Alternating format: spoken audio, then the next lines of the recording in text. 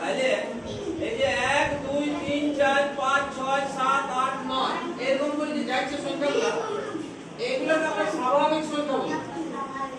এগুলো হচ্ছে স্বাভাবিক সংখ্যা। তো এইরকম আমরা অনেক সংখ্যা পাবো। তো আমরা এখন এই স্বাভাবিক সংখ্যাগুলোর মধ্যে একটা ভাগ তোমাদেরকে দেখাবো।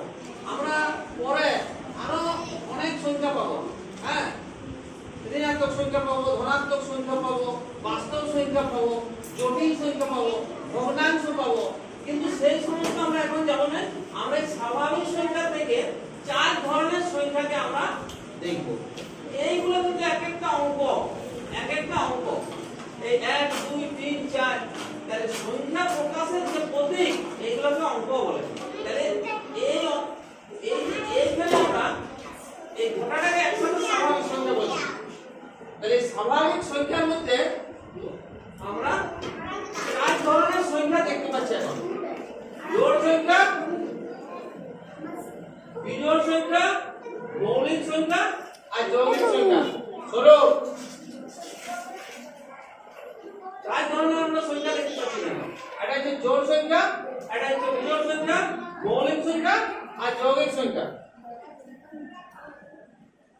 তাহলে যে সংখ্যা 2 দ্বারা বিভাজ্য তাকে আমরা জোড় সংখ্যা বলি। যে সংখ্যা 2 দিয়ে বিভাজ্য তাকে আমরা জোড় সংখ্যা বলবো। তাহলে সেই জোড় সংখ্যা হলো 2 4 6 8 10। এগুলো আমরা প্রত্যেককে জানি। তাহলে এগুলো প্রত্যেককে কিন্তু 2 দিয়ে ভাগ করা যায়। সেজন্য এর জোড় সংখ্যা। এবার বিজোড় সংখ্যা, যে সংখ্যা 2 দিয়ে ভাগ করা যায় না তাকে আমরা বলবো বিজোড় সংখ্যা। যেমন 1 3 5 7 9 11 13। এগুলো তোমরা সবাই জানো, ছোট থেকে জোড় সংখ্যা বিজোড় সংখ্যা সবাই শিখেছো। আর এখানে কিন্তু আমি নতুন সংখ্যা লিখেছি। একটা হচ্ছে মৌলিক সংখ্যা আর একটা হচ্ছে যৌগিক সংখ্যা। তাহলে মৌলিক সংখ্যা কাকে বলবো? যে সংখ্যা শুধুমাত্র সেই সংখ্যা এবং 1 দ্বারা বিভাজ্য মানে মৌলিক সংখ্যা বলবো। তাহলে 2টা 1 এবং 2 এই দুটো সংখ্যা দিয়ে বিভাজ্য। 3টা 1 এবং 3 এই দুটি দিয়ে বিভাজ্য। 5টা 1 এবং 5 এই দুটি দিয়ে বিভাজ্য। 7টা 1 আর 7 এই দুটো দিয়ে বিভাজ্য। 11 1 আর 11 আর কোন সংখ্যা দিয়ে বিভাজ্য হবে? সেই জন্য কি বলা আছে? যে সংখ্যা শুধুমাত্র সেই সংখ্যা এবং 1 দ্বারা বিভাজ্য তাকে বলা হচ্ছে মৌলিক সংখ্যা। 2 3 5 7 11। আর যৌগিক সংখ্যা কাকে বলবো? যে সংখ্যা 1 এবং সেই সংখ্যা ছাড়াও অন্য সংখ্যা দিয়ে বিভাজ্য তাকে আমরা যৌগিক সংখ্যা বলি।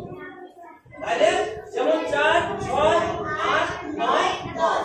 4 কে যেমন 1 দিয়ে যায়, 2 দিয়ে যায় আর 4 দিয়ে যায়। তার মানে 1 আর ওই সংখ্যাটা না, আরেকটা সংখ্যা পাচ্ছি। ইয়ার কি দিয়ে যায়? 1 2 3 আর 6। তেমনি 8 কে কি দিয়ে ভাগ করে যায়? 1 দিয়ে যায়, 2 দিয়ে যায়, 4 দিয়ে যায়, 8 দিয়ে যায়। তাহলে এইগুলোকে আমরা যৌগিক সংখ্যা বলবো। তাহলে